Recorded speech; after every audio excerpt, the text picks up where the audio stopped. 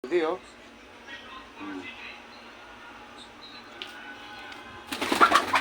Lilipad pa yan. Meron pa dito mga idol oh. Yun oh. Tatago oh. Tapos naka-ready na yung ano, mga loads. So yan. Yung mga load, kinatay ko na pala yung isa oh, mga idol oh. Linisin na lang yun. Sarap nito. Spicy adobo mga idol oh. So yun mga lodi oh. Nakamarinate na tong native na chicken natin mga lodi oh. Yan. Gigisa na natin yan mga idol oh.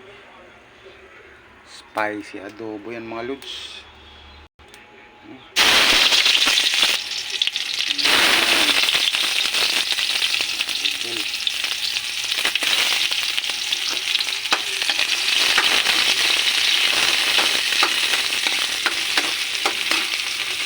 Panalo to mga idol oh.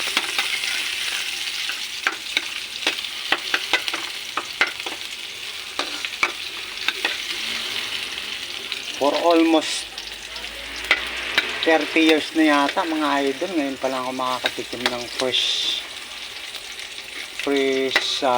native na manok mga idol.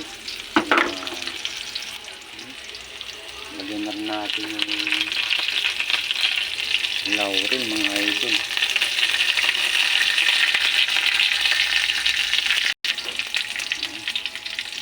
Susunod natin yung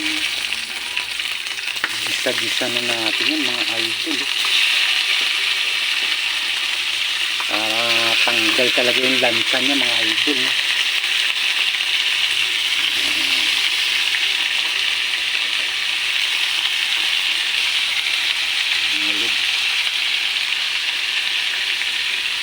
Malinis yung kamay ko mga idol diba?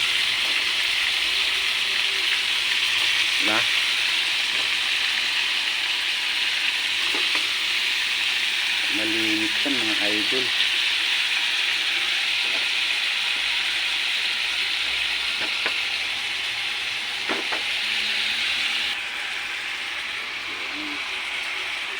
Pakakatasin muna natin yan mga idol, yung nagmamantika at siya mga lods, bago natin babalik ta rin no mga lodi no, para hindi siya magkagutay-gutay no.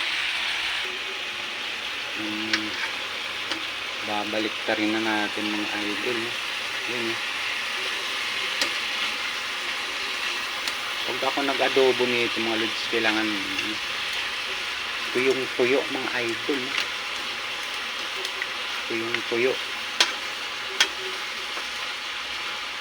para malasap mo talaga yung lasa ng native na manok mga lodi no? So mayroon pang dalawa dyan mga idol no? Bukas gagawa natin ano yan, tinula mga idol no. Alright,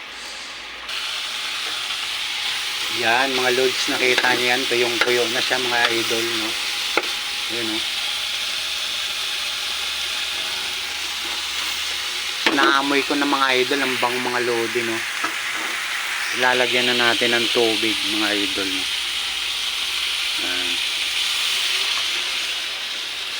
Yung pinagmarinitan mga lodi no. Yun mga idol. Tapos pag natuyo yan mga idol, naubos yung sabaw mga idol, yung tuyong-tuyo na siya, pwede na yan mga lodi no. Alright, takpan muna natin mga idol.